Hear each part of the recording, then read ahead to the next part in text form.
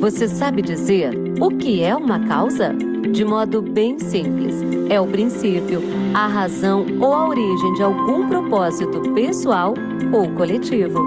E foi por causa de uma causa que a FNQ nasceu, há 3 décadas, com o propósito de ajudar as organizações a aumentarem sua produtividade e o Brasil, a sua competitividade. Mas como alcançar o objetivo em um país tão grande, tão diverso e em meio a cenários disruptivos e desafiadores? Por meio de um trabalho voltado constantemente para a melhoria da gestão das empresas, que são as molas propulsoras da nossa economia e da nossa visibilidade.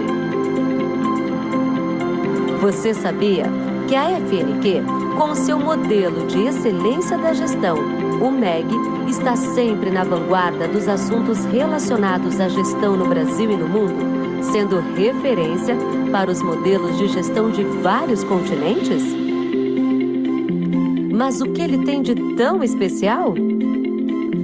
O MEG é adaptável e oferece uma visão sistêmica da gestão de cada organização, o que possibilita a identificação de seus pontos fortes e, o mais importante, indica todas as oportunidades de melhoria de maneira assertiva. O MEG aborda todos os processos da organização, com foco em importantes fundamentos. Como a FNQ pode ajudar a sua organização? Com profissionais experientes e altamente qualificados no MEG. Convidamos você para conhecer a FNQ, a sua causa e o seu compromisso com a excelência da gestão.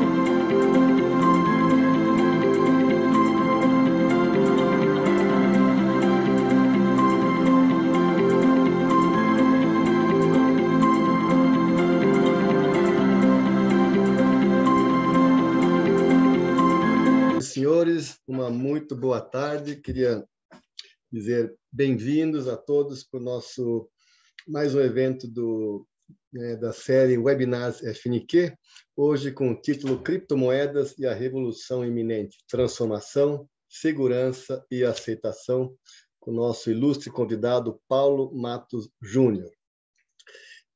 Quero com imenso prazer agradecer aqui a participação de vocês. Meu nome é Dalcha, me formei na Poli, na USP, há muito tempo atrás, em 84, e atuei em várias empresas, na Siemens, por exemplo, durante 30 anos, e muitas outras organizações de inovação, de gestão e processos. Eu coordeno a FNQ desde 1991.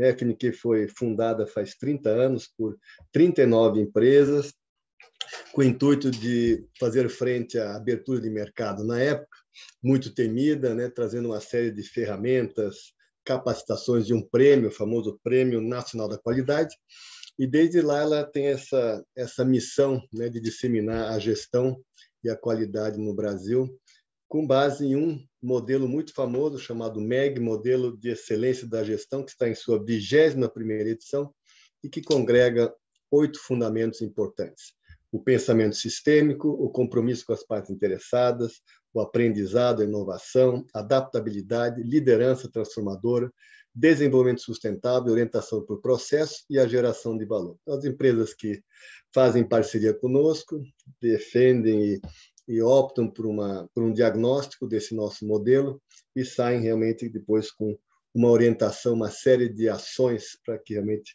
potencializem sua gestão. Então, hoje nós temos capacitações, cursos, o nosso diagnóstico, publicações, melhores práticas, um prêmio chamado Melhores em Gestão e uma série de outras atividades.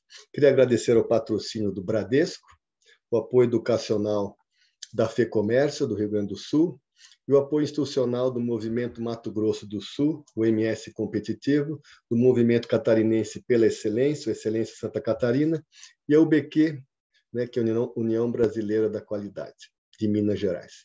Queria apresentar o Paulo. Obrigado, Paulo, por ter aceito nosso convite. Eu agradeço, Dalcha.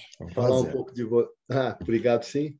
Falar um pouco de você, mas, na verdade, isso é muito injusto, nós não temos muito tempo, mas se fosse falar todo o teu tua Sim. trajetória, carreiras, nós não teríamos tempo aqui, mas rapidamente, né, o Paulo, ele é um empreendedor da área de criptomoedas, né, e atua com mesa OTC, depois vai explicar um pouco o que significa mesa OTC. Ele desenvolve uma série de projetos e plataformas em ativos digitais.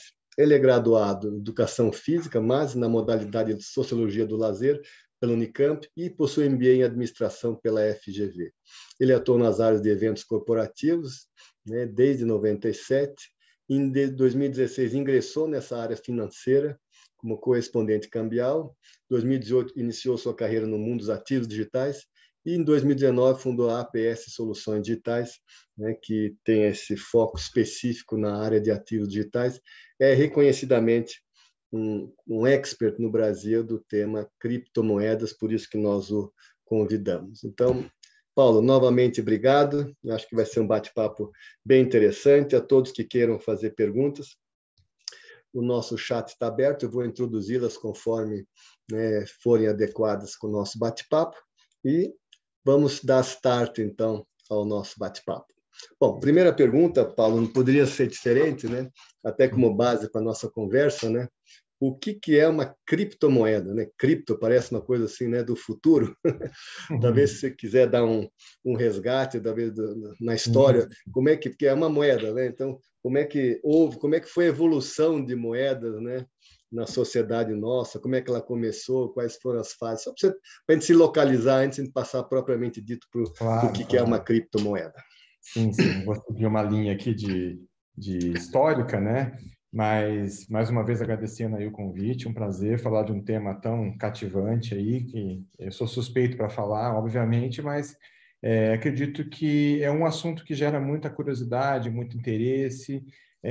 Nesse momento, exatamente, está se tornando aí bem mais comum você encontrar artigos, notícias, mesmo empreendimentos, projetos, a mídia, não só a mídia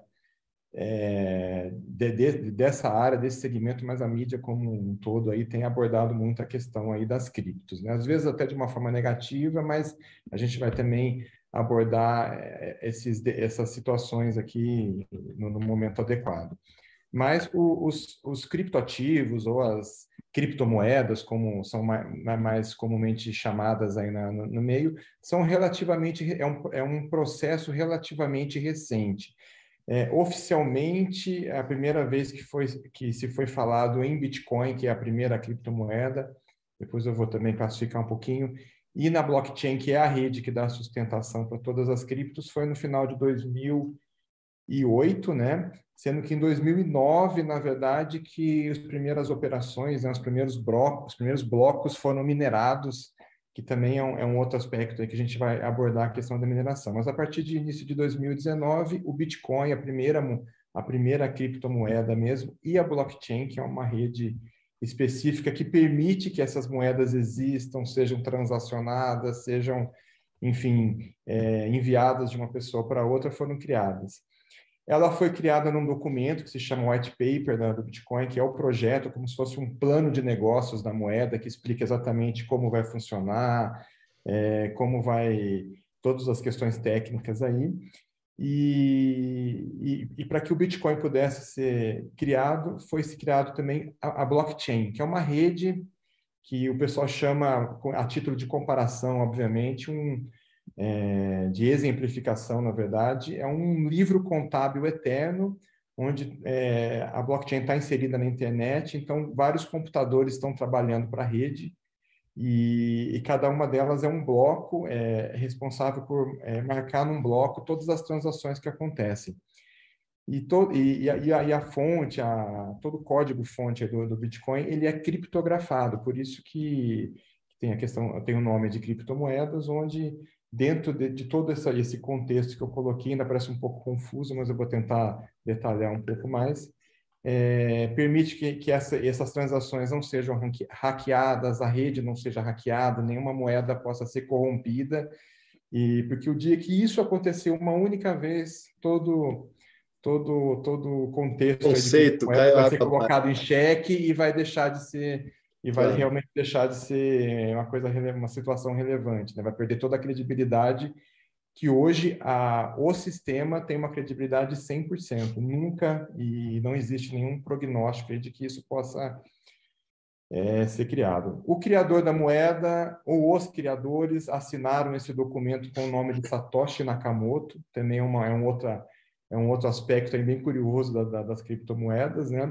Onde ninguém sabe quem é o Satoshi Nakamoto. Provavelmente é um pseudônimo adotado aí por um grupo de cientistas da área de desenvolvimento, de programação, né? E provavelmente que estavam localizados ali na região do Vale do Silício, porque alguns movimentos aí de inserção do código-fonte, tudo aconteceram naquela região. Mas até hoje ninguém se apresentou como sendo Satoshi Nakamoto. As únicas pessoas que se apresentaram não eram de verdade, né? Eram pessoas que tentaram se apresentar como ele. Mas essa é uma outra questão aí que bem curiosa aí do mundo das criptos, né? Então, o criador é o Satoshi Nakamoto, mas quem é essa pessoa, ninguém sabe. O Bitcoin foi criado com a premissa de diminuir a dependência das pessoas do sistema bancário tradicional e também para se fazer frente a algumas questões da questão aí de macroeconomia aí bem complexas, como, por exemplo, a inflação, né? A moeda é descentralizada, ou seja, não existe um dono, não existe como alguém entrar ali e desligar o sistema, desviar as moedas, cancelar operações que foram feitas. Inflacionar. Enfim. Inflacionar. É o próprio mercado que regula exatamente, você entrou num aspecto que eu já ia abordar ali, mas é o próprio mercado, são os próprios players que estão inseridos aí que determinam o preço. Se tem muita gente comprando a moeda, o preço sobe, se tem muita gente vendendo, o preço cai, como outros ativos, mas esse totalmente desprovido de interferência humana, robótica, informática, governo nenhum, banco nenhum interfere no sistema. Por isso que surgiu com uma força assim já bem grande em relação ao mercado, e de 2009 para cá veio numa crescente assim bem, vamos dizer, até espetacular, uma forma muito grande. Lá em 2019, o preço desse ativo era insignificante, na casa de 1 centavo de dólar.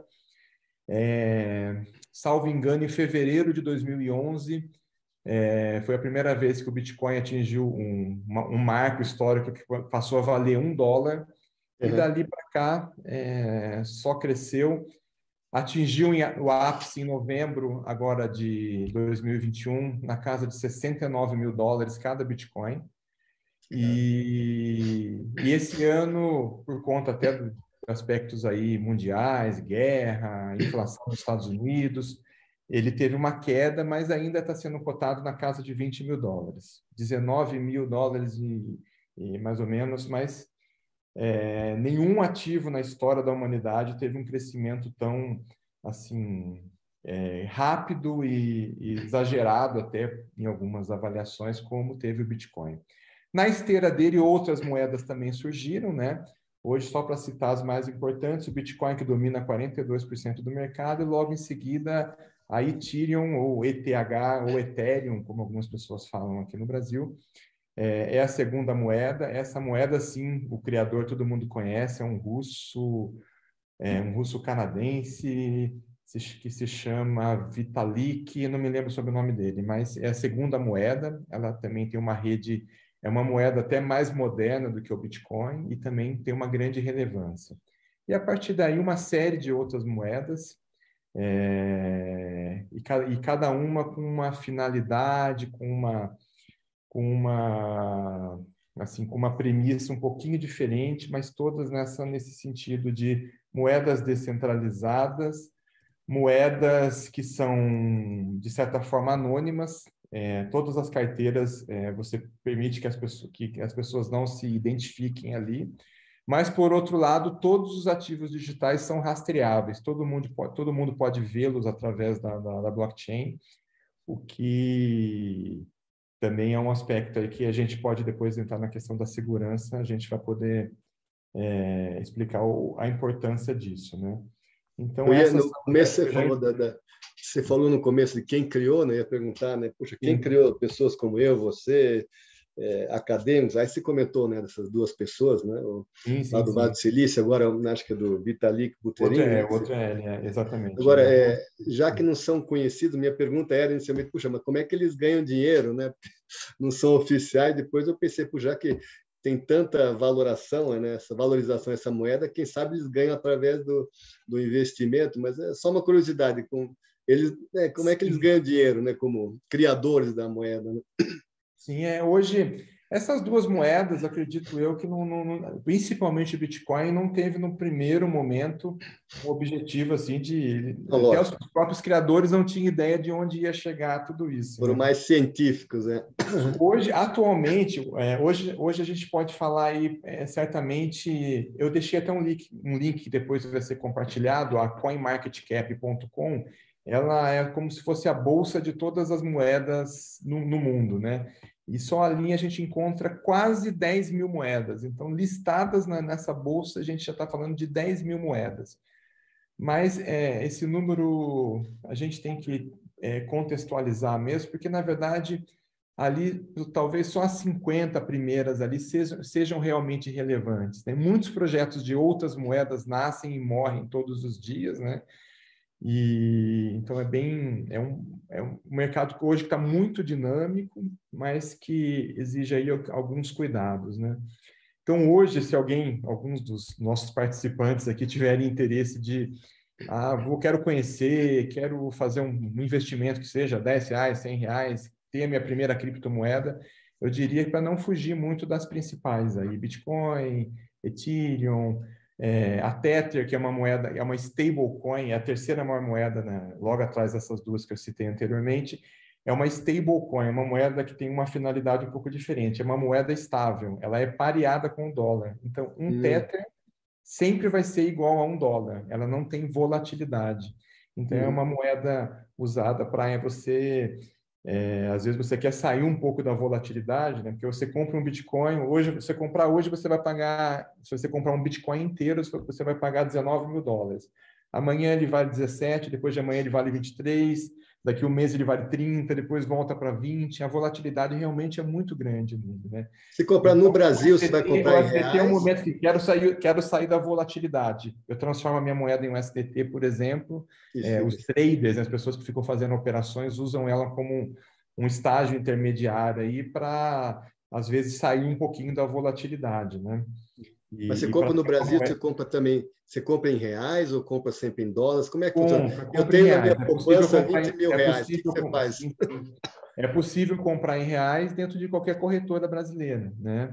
Eu vou citar algumas aqui, por exemplo, a maior corretora 100% nacional é a Mercado Bitcoin. Ela, inclusive, patrocina time de futebol, se não me engano, o Corinthians e Futebol Clube, e é uma corretora nacional. Você entra lá, faz o seu cadastro, cria um login, uma senha, você faz um depósito em reais, numa conta aqui do Brasil mesmo, entra como um saldo para você lá em reais, e com esses reais você transforma na moeda que tiver disponível ali nessa corretora. E são muitas, tá? Pelo menos, o mercado Bitcoin tem pelo menos umas 50 moedas aí. E a maior corretora do mundo, que é a Binance, que é uma corretora que hoje ela nem tem nacionalidade, né? Tem até uma discussão, né? O CEO dela é chinês, mas ele foi criado no Canadá.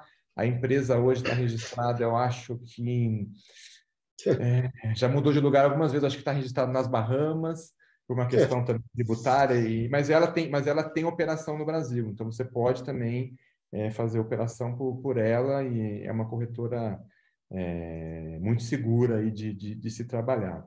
Mas isso é muito interessante, Dalcha. As moedas foram criadas para que fossem transacionadas peer-to-peer também, ou seja, sem intermediação de corretoras, né? É isso que eu ia perguntar. Isso está no white paper do Bitcoin. Mas com o crescimento das moedas, alguns visionários aí, alguns empreendedores viram uma oportunidade de negócio na criação de corretoras, né? A Binance hoje é gigantesca, o CEO dela é uma das pessoas mais ricas do mundo, e em coisa de 5 anos que a corretora existe, né? Então, é um crescimento surpreendente. Nós temos uma outra corretora que teve um crescimento mais surpreendente ainda, no meu ponto de vista, que é a FTX. É uma corretora que tem 3 anos de existência. O CEO, o criador dessa corretora é muito novo, tem menos de 30 anos de idade também, é um bilionário. Eles já compraram, entraram muito forte nos Estados Unidos e já estão aí com o esporte americano, por exemplo, todos a NBA, futebol americano, em todos os lugares, beisebol, você vê a FTX patrocinando tudo, adquirindo naming rights de estádios, né? O estádio do Miami Heat de basquete, por exemplo, que por muitos anos se chamava American Airlines Arena, uma tradicional, uma companhia aérea, hoje se chama FTX Arena. Assim como o estádio do Los Angeles Lakers se chama Crypto.com Arena. Então, eles realmente entraram muito fortes, né? E assim... Deixa eu te perguntar uma coisa. Na nossa chamada... Vai me interrompendo porque eu me empolgo. Não, tá ótimo. Eu também vou te interrompendo, depois a gente volta, não tem problema nenhum. Na nossa chamada, a gente falou assim que as criptomoedas, né?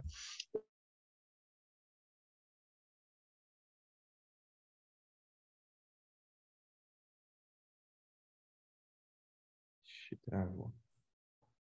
Deu uma travadinha, Paulo, só aguardar um minuto, tá? Legal. Foi o dele, então, São né? ciclos virtuosos, você até escreveu, eu coloquei na chamada, né? Estão me ouvindo? Está me ouvindo agora? Agora sim. Então, né, a ideia de que as criptomoedas, né, geram riqueza, né, oportunidade de trabalho, então a gente sempre correlaciona, né, automação, digitalização, indústria 4.0, não tem jeito, né, com perda de empregos, né? Então, se você pensar bem, os bancos em si vão sumir, vão se reduzir. Então, quando você fala oportunidade de trabalho, por exemplo, por causa das corretoras, o que está atrás desse conceito da geração de riqueza e trabalho? Sim. Hoje, na verdade, existe todo um ecossistema que vive da questão das criptos, né? Nós temos realmente a questão das corretoras, né? E até de uma forma bem assim engraçada até, os bancos também, todos os bancos, na verdade, já estão no movimento de aderir às criptos, né? Entendi. Hoje nós temos o BTG, que já é um dos grandes bancos do Brasil, com uma corretora cripto, a XP Investimentos tem uma corretora cripto, e a Nubank e PicPay também, se eu não me engano, já estão inseridos aí no mercado. Eu tenho acompanhado muitas notícias aí que Itaú, Santander também já estão contratando profissionais especializados em blockchain. Entendi. E exatamente num movimento que tudo, na verdade, vai convergir aí para as criptos. Na verdade, as criptos estão se apresentando como mais uma opção, assim como as opções, né, as bolsas de valores, os investimentos em Forex. Hoje, essas corretoras empregam um grande número de pessoas, não sei dizer quantas, mas eu acho que o movimento mais significativo nesse sentido de geração de riqueza e do ciclo virtuoso que eu mencionei é a questão das pessoas que, por conta própria, estão se tornando traders de moedas, né? Porque dentro dessas plataformas, você faz um investimento e você estudando, você acompanhando, você consegue fazer operações assim como aqueles operadores de bolsa de valores que sempre existiram, operadoras de Forex que também sempre existiram. Agora, existe essa nova modalidade que é muito forte, né? Hoje, o capital, a capitalização das criptos está na casa de $1 trilhão, né? Se juntar o valor de todas as moedas, de todas as naturezas existentes, a gente chega num valor bem próximo de $1 trilhão. E enquanto todo o mercado de investimentos tradicionais, de moeda estrangeira, dólar, a gente fala aí de 550, 600 trilhões de dólares. Então, isso sempre demonstra para os profissionais que ainda tem muito para se galgar aí. Mas sim, respondendo a sua pergunta, as corretoras hoje empregam um grande número de pessoas. A minha operação, eu não sou uma corretora, eu sou uma operação OTC, eu sou um intermediário no peer-to-peer. OTC, o que é? Eu sei que é over the counter, mas o que é uma mesa OTC? Exatamente, é uma empresa de comercialização de moedas sem ter a necessidade de que isso aconteça dentro do ambiente de uma corretora. Então, na verdade, eu compro moeda, eu sou como uma casa de câmbio, essa é a grande analogia, essas casas de câmbio que você vai no shopping e compra moeda estrangeira, a casa de câmbio compra, vamos pegar o caso do dólar, compra dólar de pessoas que queiram vender, que de repente tem guardado em casa, sobrou de viagem, foi um investimento, e vendem para pessoas que estão precisando comprar, que exatamente vão viajar, que precisam da moeda estrangeira ali por algum motivo, né? Uhum. E então a casa de câmbio é uma intermediária, ela ganha um FII por essa operação, e a operação OTC funciona da mesma maneira. A gente compra de quem precisa vender, pessoas exatamente traders que eu acabei de comentar, que vai sair de uma posição de Bitcoin, de outra moeda, e vendo para quem tem interesse de comprar. E se não houver um equilíbrio, se tiver mais gente comprando do que gente vendendo, eu, assim como a casa de câmbio compra a moeda de um banco de câmbio, eu compro também de um banco de criptomoedas, que são grandes empresas aí, hoje todas fora do Brasil, e eu faço uma operação de câmbio, a minha operação é 100% legalizada, o Banco Central é informado da operação de câmbio, eu recebo a criptomoeda aqui e faço a entrega. E ganho um FII por essa operação, e pago imposto por esse FII. Então, você falou de Banco Central. Mais uma vez o ciclo virtuoso, a gente paga toda essa operação, gera cobrança de impostos, então é uma operação 100% legalizada. Tá? Deixa eu pegar um gancho, você falou, informa o Banco Central, é bem isso que eu queria comentar. Se tem muita ideia, né? Assim, se fala muito que criptomoedas estão muito ligadas a... Você até antecipou no início, né? Né, a risco, ao estigma da contravenção, atividade criminosa, né? Riscos, né, de roubo, o próprio Pix muita gente não usa, né, que acha que dá risco. Então, por que tem essa tem essa ideia? Porque risco, pelo que você falou, em função de usar, né, criptografia, etc., realmente não tem, né? Quase não que tem. O risco é impossível. zero. O risco é zero. O dia que tiver um hackeamento da rede, o Bitcoin morre, todas as criptomoedas morrem. Quando a gente escuta, falou assim, fulano foi hackeado, corretora foi hackeado, o que foi hackeado aí na verdade, foi uma falha desses operadores, vamos dizer assim. Por exemplo, eu tenho uma carteira de criptomoedas no meu celular, ela é protegida por uma senha. Se eu deixar essa senha vazar, se eu deixar alguém invadir meu celular, alguma coisa assim, tiver Não tem acesso à jeito. senha, aí vai ser, eu corro o risco de que ela seja hackeada. Mas o sistema não pode ser hackeado. Mas as criptomoedas têm um estigma muito, sendo até objetivo aqui, muito ligado ao crime mesmo, por dois motivos no meu ponto de vista. Porque lá atrás, pela natureza dela de acontecer tudo no mundo de todas as operações ocorrerem no mundo virtual, sem necessidade de banco, sem necessidade de regulação, as moedas foram, no início, começaram a ser muito utilizadas, por exemplo, na Deep Web, mercado de compra de drogas, de tráfico de armas, enfim. É uma moeda que você podia transacionar sem a questão geográfica, eu posso estar fazendo um pagamento aqui, e o beneficiário pode ser alguém na Rússia, enfim, em outro local, e o tráfico de drogas passou a usar. Mas todos esses, vamos dizer, esses segmentos do crime já operavam antes, eles não foram criados com a cripto, eles só viram na cripto, e na mídia sempre sai, uma operação da Polícia Federal desarticulou uma operação de tráfico de drogas, mas em todas essas operações você vai ver, sempre tem dinheiro vivo, sempre tem veículos de luxo, sempre tem imóveis e tem criptomoedas também. Passou a fazer parte desse rol. E também por conta das pirâmides financeiras, o famoso golpe da pirâmide aí, que também sempre existiu, mas eles viram na questão das criptos um aspecto de facilitar o trabalho deles e conseguir atingir um número maior de pessoas. Mas para isso a gente sempre também parte o golpe da pirâmide sempre existiu. A dica para que não se caia nele sempre é a mesma: desconfie de ganhos absurdos, desconfie de situações fora da realidade.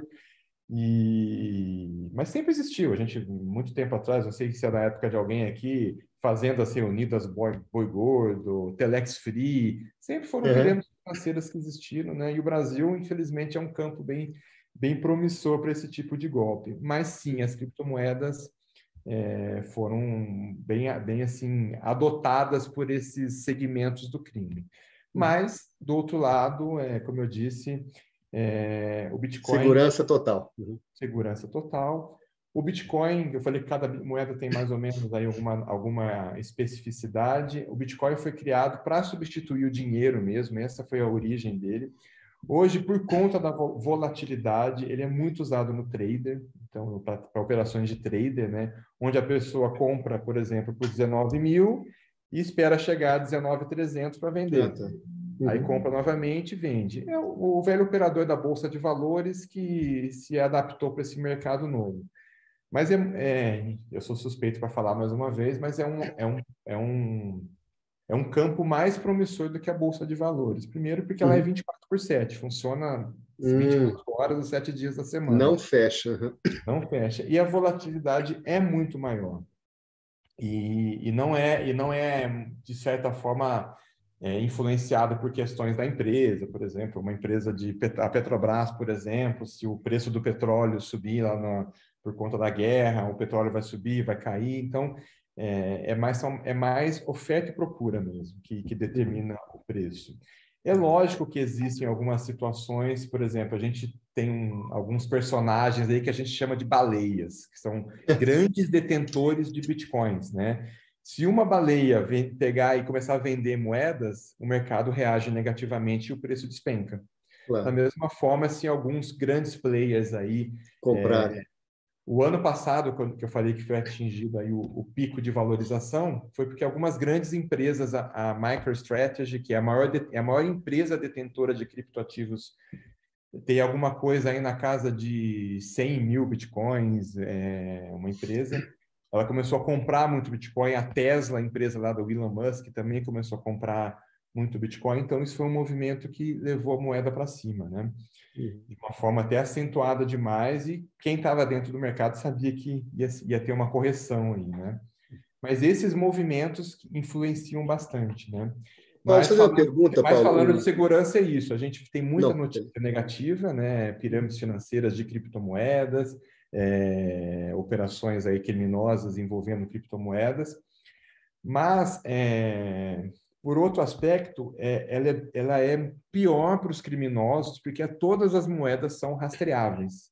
Se um criminoso, um traficante foi preso e sabe-se que ele comprou o Bitcoin, por exemplo, Bitcoin ou outras moedas, é possível enxergar para onde essas moedas foram.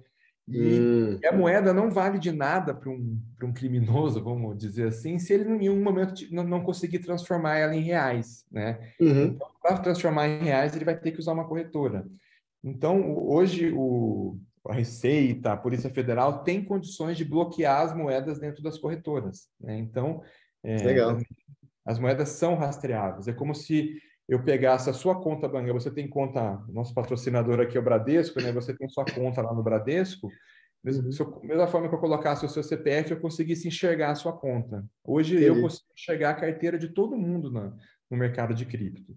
Eu só não consigo transferir as moedas que estão lá dentro, né? Lógico, eu não consigo roubar essa carteira, esvaziar essa carteira, mas eu consigo enxergar. Então, as moedas, realmente, as carteiras são anônimas, mas elas são 100% rastreáveis. Então, também tem um lado que... Não, legal. Se previne de situações aí de crime, né? Não é bem, Paulo, não é bem nessa linha. Segurança é assim, e todo mundo sempre vai estar encontrando aí, faça investimento em criptomoeda, rentabilidade de 10% ao mês, 1% ao dia, 5% ao dia. Desconfie dessas situações, porque realmente esse tipo de situação tem toda a cara de ser uma pirâmide financeira. Ô, Paulo, uma pergunta aqui. O Gerson Pinto, antigo amigo meu, viveu muitos anos juntos, trabalhou na FAPESP. Mais ou menos essa linha, mais na linha da legalidade, ele coloca assim: como está sendo tratada a questão de imposto de renda no mundo cripto?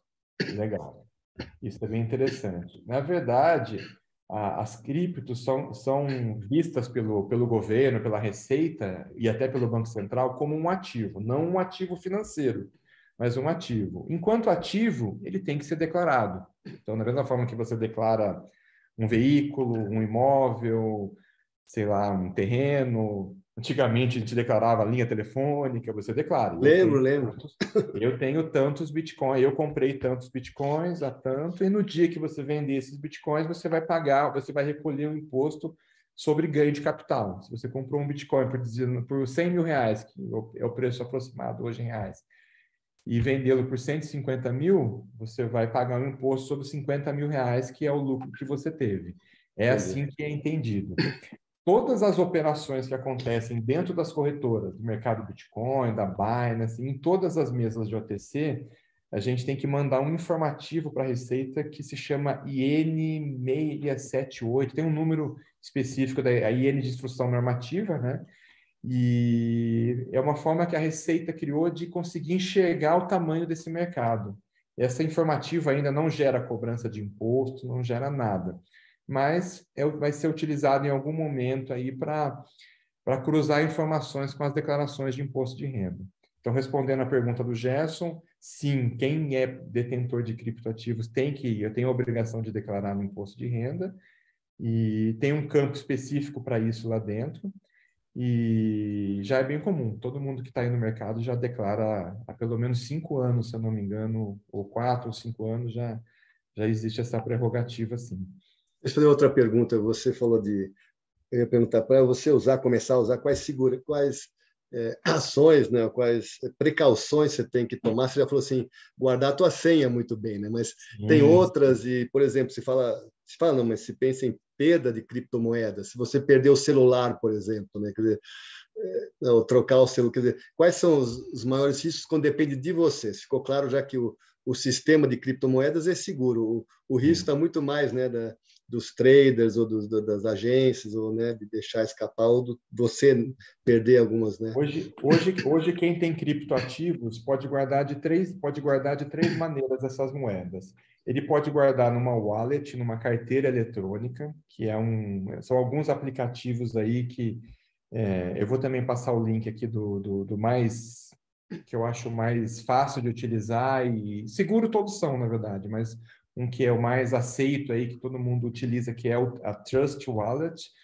É um aplicativo que fica ali no celular que você acessa com login e senha. Então, você tem que ter esse login e senha, e ainda ele te dá a possibilidade de 12 palavras-chave que você anota num caderno, né? A sugestão até é que você anote ele fisicamente, para não ficar num bloco de notas do celular, que você pode perder o celular, alguma coisa assim. E você pode acessá-lo aí todas as vezes que você mudar de aparelho ou for acessar de outro lugar. Então, com isso, como se fosse a senha do seu e-mail, né? 12 palavras, falou? 12 letras? E 12 palavras? 12 palavras. Você bola uma frase e lembrando Na verdade, frase... ele te dá essas palavras. A própria blockchain, a própria wallet te dá essas 12 palavras. Você anota, mas o login e a senha também permite você... O login, as 12 palavras, na verdade, é um recurso para o caso de você perder o seu login e sua senha. Então, com o login e a senha, só você pode mudar de dispositivo e migrar de um aparelho para outro, até fazer um acesso de emergência num aparelho que não seja seu. Não é recomendável, mas, enfim, num caso extremo aí. Você perdeu isso, você esqueceu, que é muito comum, né? Como não tem nenhuma empresa por trás que vai te recuperar a senha, por exemplo, então só com as 12 palavras. Se você perder o login e senha, as 12 palavras, os seus criptoativos estão perdidos para sempre. Então, esse é um cuidado. Não vai para a mão de ninguém, de uma empresa, estão perdidos para sempre. Eles estão lá dentro, eles vão existir dentro da blockchain, é possível enxergá-los lá, mas você não tem acesso a eles. Nossa, e pode ser milhões. Pode ser. Esse é uma outra curiosidade do Bitcoin. O Bitcoin, até lá no início dele, no white paper, ele foi criado com a ideia de ser um recurso escasso. Ele tem uma quantidade máxima de moedas que essas moedas são mineradas, são criadas moedas todos os dias, mas quando chegar em 21 milhões de unidades de Bitcoin, 21 milhões de moedas de Bitcoin, é a capacidade máxima. Então, isso também contribui para a valorização da moeda, porque o Bitcoin é muito comparado com o ouro, que é um recurso escasso também. O Bitcoin, quando chegar em 21 milhões, hoje a gente fala de 19 milhões de moedas aproximadamente que já foram mineradas e que estão disponíveis no mercado. Dessas 19 milhões, cerca de 2 milhões de moedas estão perdidas. São pessoas que perderam acesso. Isso aconteceu principalmente, Dalcha, lá no começo dela, 2009, 2010, que a moeda era muito utilizada assim, em ambiente de jogos, era uma recompensa por jogos, por fases alcançadas, para comercializar itens de jogos. Então, as pessoas acumulavam, paravam de jogar, perdiam o interesse, abandonavam, porque não valia, o valor era irrelevante, né? Uhum. Então, a gente tem situações de pessoas que perderam grandes quantidades de moeda. Então, tem até uma história bem engraçada aí de uma pessoa que perdeu 7.500 bitcoins, mais ou menos. A gente está falando de uma coisa até de bilhões de dólares hoje. Ele jogou o computador dele no lixo, numa cidade da Inglaterra, e ele já gastou não sei quantos milhões para vasculhar esse lixo para tentar achar o HD dele. E é um outro interessante. Mas quantas milhões de moedas estão perdidas, você falou? Estão perdidas para sempre. Quantas estão perdidas hoje? 2 milhões de bitcoins, aproximadamente. Isso vezes 20 mil, mais ou menos, dólares, é isso? 20 mil dólares, né? Vezes 20 Nossa. mil dólares. Deixa eu fazer uma pergunta aqui. 100 mil reais, aproximadamente. Ah, esse mesmo. Deixa eu fazer uma pergunta. São duas perguntas que não estão diretamente ligadas, mas tem a ver com a evolução. São aspectos do folclore da cripto, isso. Não, legal. Histórias bem divertidas. Né? Vou fazer duas perguntas aqui. Divertidas para a gente, né? Para quem perdeu é muito triste, né? Com certeza. Vou fazer duas perguntas. Uma da Egli Leonardo, uma antiga amiga, atual amiga, mas faz muito tempo. Ela pergunta o seguinte: qual a previsão de o comércio comum também passar a aceitar criptos para compra do dia a dia?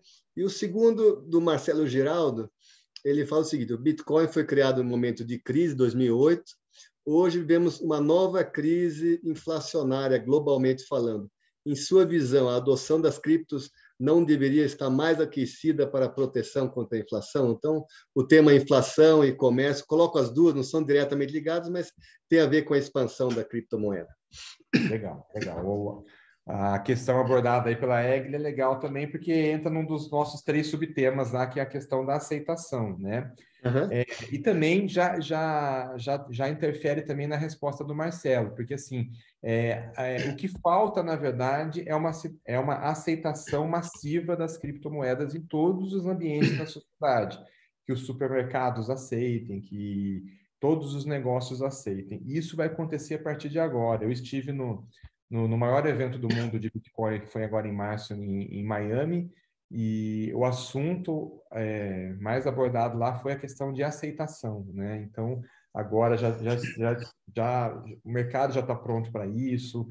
Nos Estados Unidos isso já é muito mais frequente. Lá explodiu agora, nesse primeiro semestre, o número de caixas eletrônicos de Bitcoin. Então, lá realmente o mercado dos Estados Unidos agora é o mercado mais aquecido de cripto no mundo, né? Já foi a China, já foi a Ásia de modo geral.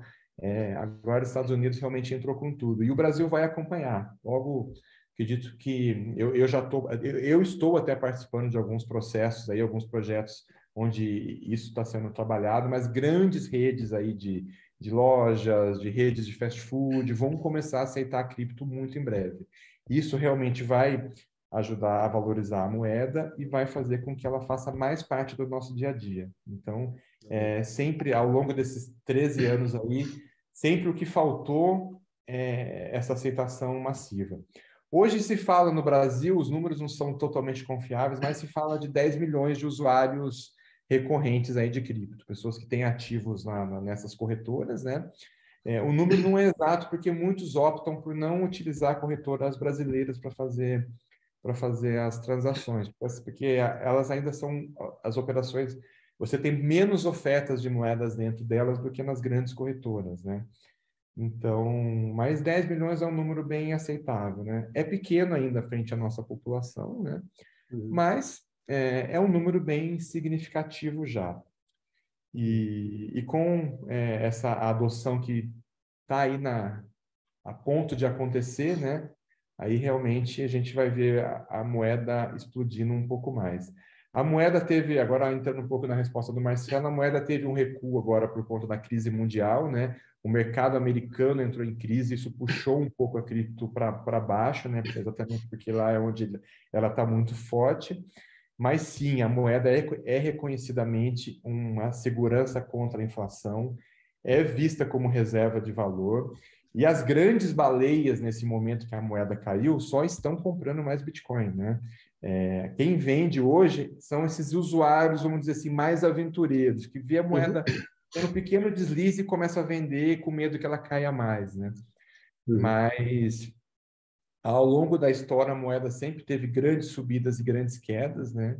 E agora estão se esperando já para esse ano o início de um novo processo aí de subida da moeda. Por isso a Legal. dica aí, quem tiver interesse, entre agora, compre agora. Eu sempre dou a sugestão, Dalcio, de nunca colocar todo o seu recurso, todas as suas Claro. economias na cripto, né? Realmente tem muito risco, tem que ter coração forte para operar ainda hoje em dia, mas, sei lá, 10%, 20%, aquilo que ninguém quer perder um centavo, mas aquilo que se você perder você não vai passar dificuldade, né? Eu sugeriria fazer um investimento aí em Bitcoin, Ethereum, são moedas aí que já estão consolidadas, não tem risco, não são projetos que nunca vão morrer. E ainda, novas moedas aí, eu falei que todo dia está nascendo moeda nova, morrendo moeda nova. Estudar aí alguns projetos, sempre tem moedas novas aí que podem ser grandes projetos e que o Bitcoin não vai ter valorização mais de... Fala-se que, lá do começo para cá, fala-se de uma valorização aí de 10.000%, alguma coisa assim, 15.000%. O Bitcoin não vai ter uma valorização dessa de novo, mas uma moeda nova, por exemplo, pode acontecer. A questão e uma moeda Apostar, né? nova, quando é lançada, um tokenzinho, uma moedinha ali, custa um centavo de dólar. Então, você comprar, de repente, R$ 100 de uma moeda nova, R$ 100 de outra, de algumas 10 moedas, a chance de uma delas estudar o projeto, estudar aí a que ela se destina. Hoje temos, por exemplo, moedas que são ligadas a projetos, tem uma moeda aí muito forte, e depois eu posso passar o link também, ligada à energia fotovoltaica, tem moedas que são lastreadas por outros ativos, por ouro, por dólar, por euro, por outras moedas. Todos esses projetos aí, com certeza, valem a pena ser estudados, aí, avaliados. O momento, quando a moeda está no início, a moeda tem um valor bem abaixo, então, alguns projetos aí, eu mesmo estou sempre atento, estou sempre acompanhando. Fazer uma pergunta. Sim. Você falou, né? Um Bitcoin no começo era baixo, mas um Bitcoin 20 mil, né? Ou agora compra por um centavo, mas assim, como leigo, né? A Egli perguntou do comércio comum. A gente sempre só pode transacionar em valores cheios. Eu posso comprar, né, um pão francês, desculpa, por 0,0005 Bitcoin. Ou quando eu for comprar, preciso comprar um Bitcoin no mínimo, eu posso comprar 0,2 Bitcoin. Como é que funciona essa linguagem? Na corretora, inclusive, você tem os dois caminhos. Você pode colocar a quantidade de Bitcoins que você quer comprar. O Bitcoin tem até 8 casas decimais depois do zero. Tá. Então, você pode comprar R$ 1 de Bitcoin se você quiser, né? Entendi. A corretora, eu acho que coloca um valor mínimo. Depende de corretora para corretora, mas a gente está falando de R$ 10, de R$ 15, Tá. ou até de R$ 100, na pior das hipóteses, como valor mínimo, né? O Nubank, que entrou muito forte agora, os correntistas do banco podem comprar dentro da própria plataforma do banco. O valor mínimo são R$ 10, e você coloca lá, aperta um botãozinho, comprar Bitcoin, já transfere o dinheiro da sua conta, você já tem o Bitcoin ali como recurso, né? Legal. Então, a partir de R$ 10, você consegue. Não, E legal. também isso já estava lá no projeto inicial, prevendo exatamente o momento. A moeda pode chegar. Às vezes as pessoas perguntam, quanto custa um Bitcoin? Hoje está custando 100 mil, mas ano passado estava custando R$ 350 mil o Bitcoin. Custa R$ 100 mil, que seja o preço de hoje. Mas eu não posso ter Bitcoin. Não, mas você pode comprar 0,00000. A unidade decimal, a menor unidade decimal do Bitcoin se chama Satoshi, até em homenagem ao Satoshi Nakamoto, né? Então você pode comprar um Satoshizinho que vai custar ali, não estou chutando até o preço, mas uns R$ 10 aí, mais ou menos, né? Então, qualquer um pode fazer parte do mercado sem preconceito, sem nenhum tipo de trava aí, né? Sem entrar muito em detalhe, mas você comentou um pouco do blockchain, a gente não sabe muito como é que foi criada, por quê, mas o que tem um pouco atrás, tecnologicamente, de uma criptomoeda, blockchain, tem outros, não sei, algoritmos, inteligência artificial, o que tem além da criptografia em si para garantir, né, o funcionamento, né, de uma Bitcoin? Sim, qualquer moeda que for lançada hoje, ela precisa se conectar a uma rede. A blockchain é a rede genérica que tem tudo ali, que abraça tudo, né? Inclusive, o blockchain é utilizado hoje, como ele tem um aspecto de segurança de dados, ela é utilizada para muitos outros negócios, operações que não criptomoedas. O país mais conectado hoje à blockchain, por exemplo, é a Estônia, ali perto da Escandinávia. Ali, né? Lá, por exemplo, todos os registros civis são feitos na blockchain. Lá se tirou a necessidade de existir um cartório, por exemplo. Né? Então, os dados de todo mundo estão na blockchain. Existe um projeto muito grande aí já está funcionando, mas ainda está carecendo aí de uma adoção 100%. De todo o sistema de direitos autorais de músicas, filmes dentro da blockchain também. Então, a blockchain, na verdade, abarca todas essas questões, né? Mas dentro da blockchain tem redes específicas. O Bitcoin funciona dentro de uma rede que se chama Bitcoin, que ela só a própria moeda do Bitcoin cabe ali. Na verdade, outras moedas cabem, mas como é uma rede mais antiga, hoje a rede mais forte é a rede Ethereum, né? A rede Ethereum. Então, hoje você cria uma moeda e você aluga a rede Ethereum para ela funcionar. Então, se eu criar a moeda aqui, Daosha Coin, por exemplo, eu vou colocar ela dentro da Ethereum. Toda vez que eu transferir uma Daosha Coin da minha carteira para a sua, a rede vai cobrar uma pequena fração dessa operação como custo de transação, né? E isso gera receita para a rede. Então, as redes são criadas para você colocar moedas ali dentro. Então, o desenvolvedor da moeda tem que escolher em qual rede essa moeda vai funcionar, e dentro dessa rede, ela é transacionada livremente, e a cada transação, uma pequena fração fica para a rede. Então, a rede Ethereum e quando a gente fala fica para a rede, de modo geral, ela fica para os mineradores, que agora esse é um outro conceito, né? Os mineradores são computadores que ficam funcionando em função da rede. Então, eles ficam decifrando algoritmos ali criptografados, né? E eles que marcam ali na blockchain, cada um dos blocos, né? É blockchain porque é uma rede de blocos, as transações, e a partir do momento que é marcado, uma transação só é reconhecida quando 3 computadores diferentes, a partir de pelo menos 3 computadores diferentes, fizeram ali essa transação. E essa remuneração que eu falei que a rede ganha é distribuída entre os mineradores. Então, são pessoas que colocam máquinas para trabalhar para o sistema, placas mesmo de computador, né? No Brasil não existe, ou se existe, é insignificante, vamos dizer assim, hubs de mineração, fazendas de mineração de moedas, porque a energia elétrica que o sistema gasta é mais oneroso do que a própria recompensa pelas operações. Nossa, sim. Então, hoje nós temos grandes hubs. A Ucrânia era a principal, mas com a guerra agora se atrapalhou um pouco. Mas os Estados Unidos agora é o maior polo de mineração de moedas. E aqui no Paraguai também, próximo da gente, a gente também tem uma mineração grande de moedas, porque na cidade de Hernandária, se eu não me engano, que é ali do lado de Cidade do Leste, ali em Foz do Iguaçu, onde o pessoal vai, empresas que são constituídas legalmente nessa cidade, dentro de algumas condições, lá tem energia elétrica grátis, porque é sobra. Lógico. Então, tem grandes... Eu já visitei numa ocasião um galpão de empresa gigante, mais de 20 mil placas de computador lá dentro trabalhando para o sistema. E eles são remunerados em criptomoedas. Então, é assim que o sistema se mantém, é assim que o sistema funciona. Mas qualquer computador pode minerar. Eu posso pegar o meu computador portátil aqui, pessoal, e colocar ele trabalhando para o sistema. Mas a recompensa é muito pequena, não vale a pena. Tem que ter muitas placas funcionando. Já existem placas específicas para mineração. No começo se usava placas de vídeo, essas de grande performance aí de máquinas de game, mas hoje existem placas que só servem para minerar criptomoedas, né?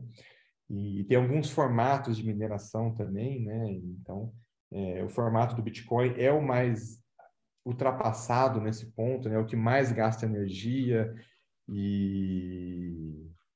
Aí, o Ethereum está fazendo uma modernização agora, ele está mudando de Proof of Work para Proof of Stake, que em resumo ele vai deixar de remunerar pela força computacional empregada e vai remunerar pelo simples fato de você ter moedas guardadas. Ele vai recompensar detentores da moeda.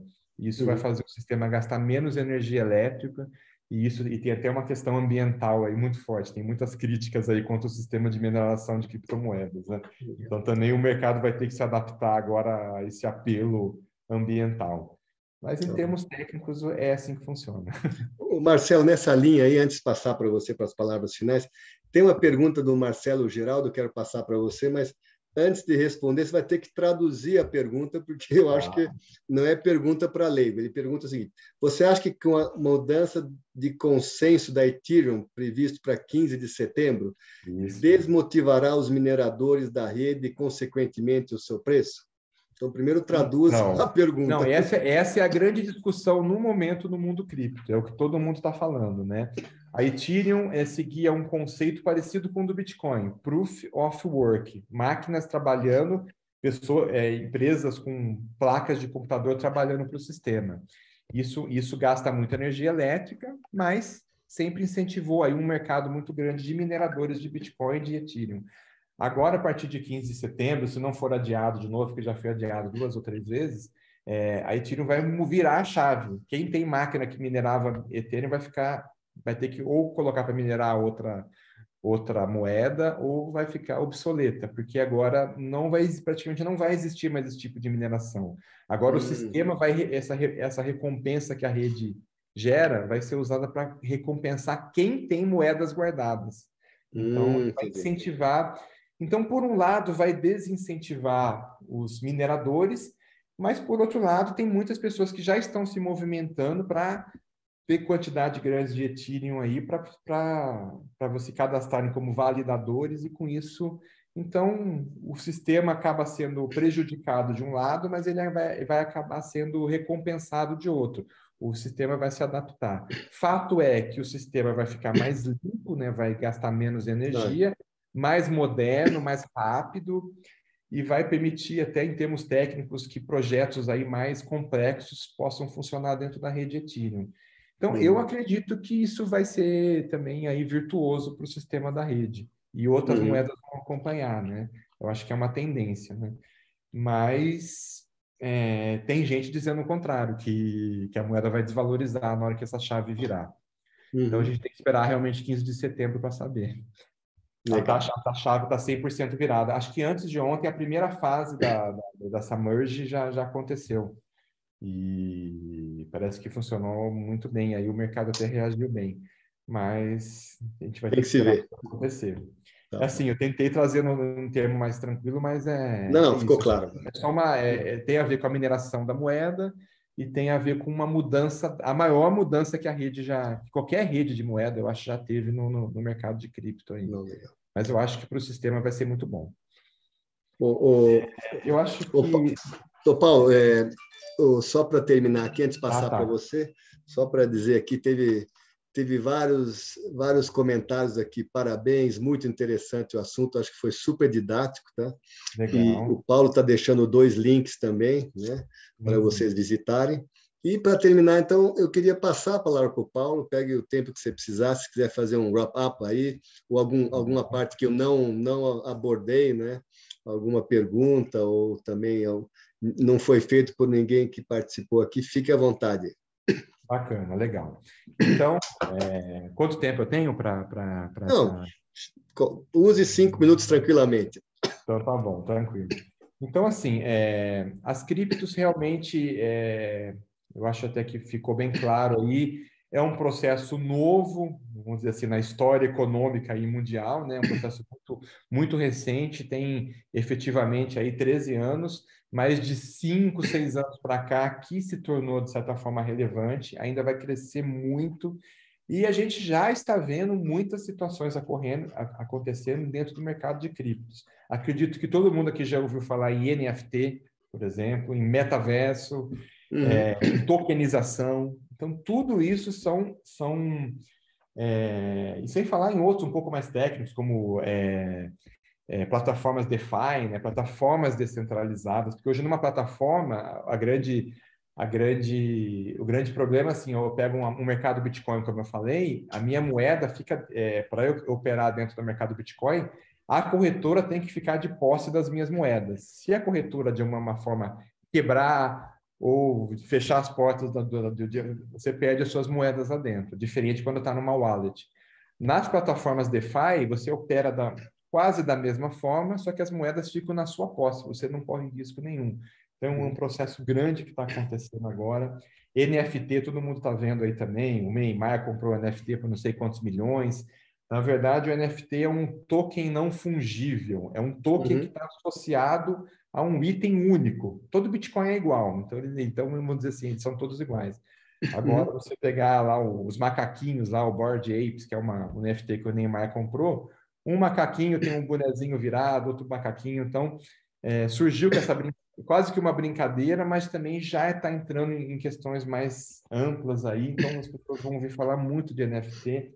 Metaverso, que na verdade são mundos virtuais aí, entre aspas, mas que estão usando as criptos. A gente também tem visto notícias aí do Sandbox, da OpenSea, que são mundos paralelos aí, que tem pessoas comprando terrenos dentro desses mundos virtuais e pagando pequenas fortunas, né? Então também é um outro aspecto. Esse, no meu ponto de vista, vai mais para o lado de um modismo aí, mas de repente pode avançar, né? Os grandes artistas aí estão lançando NFT, estão comprando NFT. As grandes empresas, o próprio Bradesco, se eu não me engano, tá inserido já no metaverso em algum aspecto, outros bancos, outras... a Nike e a New Balance, duas empresas de calçados esportivos aí, estão faturando já milhões vendendo tênis dentro do metaverso. Então, algumas pessoas podem até dar um tilt na cabeça, mas está acontecendo, está aí, é realidade, não temos como fugir disso, né? Com a aceitação das criptos, né? Eu acho que essa transformação aí, que a gente colocou como subtema do nosso bate-papo aí, também vai acontecer cada vez mais proeminentemente, né? Então, fato gostando ou não gostando, é fato, tá aí, chegou para ficar. Irreversível. Né? Lá no começo, Dalcio, isso é muito interessante e contraditório em alguns aspectos, engraçado em outros. Os bancos tradicionais sempre foram os grandes inimigos da cripto, né? Com certeza. Lá atrás, há 5, 6 anos atrás, qualquer um que operasse cripto e o banco soubesse disso, cancelava a conta bancária desse operador, né? E hoje os bancos entraram no processo, hoje os bancos viram que não tem para onde fugir, né? Os governos estão muito alvoroçados, porque como as moedas são descentralizadas, eles não têm como diretamente arrecadar impostos com isso. Eles dependem das corretoras, das mesas OTC como a minha. Mas hoje, por exemplo, se eu passar uma moeda minha para você no peer-to-peer, da minha carteira para a sua carteira, ninguém vai chegar, não vai ser tributado. E isso é da natureza das moedas, né? Então, os bancos estão num movimento bem engraçado também, interessante também. Eles estão criando moedas digitais. O Banco Central vai lançar o real digital. Não é uma criptomoeda, é uma moeda digital. Tem uma pequena diferença, né? Ela vai ser igual ao real, só que vai funcionar... Ela vai ser, ela está vindo, na verdade, para competir com as criptomoedas, né? Assim como vai ter o dólar digital, assim como já tem a Yuan digital, que é a moeda chinesa, e essa já está funcionando, assim como todos os países vão ter as suas moedas digitais, né? Então, a Receita Federal já está contratando profissionais na área de cripto, de blockchain, a Casa da Moeda, o Banco Central, a Polícia Federal. Então, todos os órgãos aí realmente...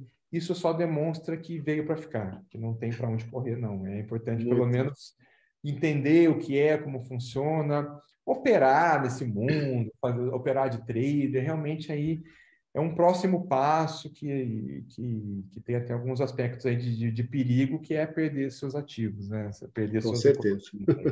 Mas eu coloco como um fator aí de observação.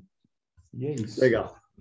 Paulo, super obrigado. Vou ler aqui o último feedback, vieram uns 15 aqui no final, mas esse último... Eu não sei, é a minha primeira vez aqui, se tiver algum canal de mandar um e-mail pessoal, se quiser marcar um outro, onde a gente pode marcamos, mais, né? falar sobre o mercado trader, por exemplo, estou à disposição, é sempre gostoso falar desse tema. Tá bom. Eu vou pegar um dos últimos feedbacks, passar para você, que é o meu também, né? A Alessandra coloca aí, parabéns, muito bem explanado o tema, deixando leve e de fácil entendimento, algo que é complexo. Então, muito bacana. Paulo, obrigado por ter aceito. Vamos te convidar a um segundo round, sim, com certeza. E, de novo, te agradeço. Queria agradecer aqui novamente o patrocínio do Bradesco, né? Do FEComércio do Rio Grande do Sul, né? E dos movimentos Mato Grosso do Sul, Competitivo, MS Competitivo, Excelência Santa Catarina e a UBQ. E já posso anunciar, não sei se vai ser na próxima, depois da próxima, uma apresentação do diretor de administração da FINEP, né? Falando sobre inovação e as transformações internas da FINEP, né, para que o apoio à inovação possa acontecer cada vez mais. Não sei se a FINEP, Paulo, já oferece os fomentos para P&D em criptomoeda, mas quem sabe, né, as FAPESPs da vida, outros, algum dia vão fazê-lo com criptomoeda. Então, agradeço a todos novamente a participação, né?